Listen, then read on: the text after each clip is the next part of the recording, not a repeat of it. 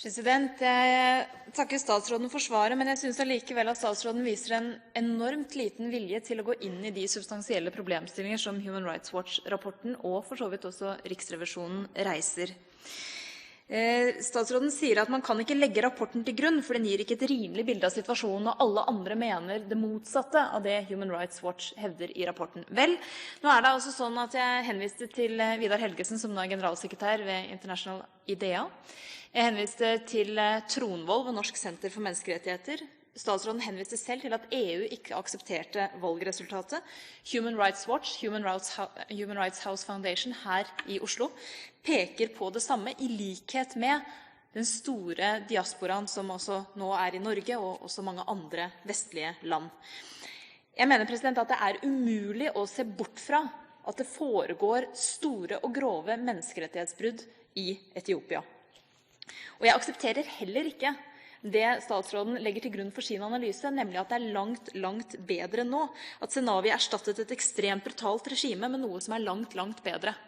For de som opplever disse menneskerettighetsbruddene, så er det åpenbart ikke en langt bedre situasjon.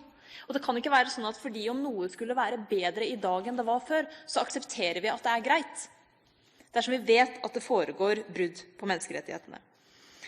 Statsråden var selv inne på hvor viktig Etiopia er for oppfyllelsen av millenniummålene.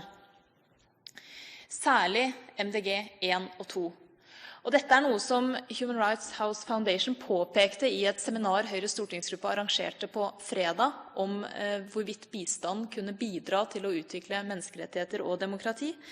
Hvor Human Rights House Foundation påpekte nettopp Etiopias sentrale rolle her, som gjør at donorer viker unna å ta de vanskelige diskusjonene med Meles Zenawi og hans regjering, fordi de vet at Etiopia er helt avgjørende for å få gjennom tusenårsmålene.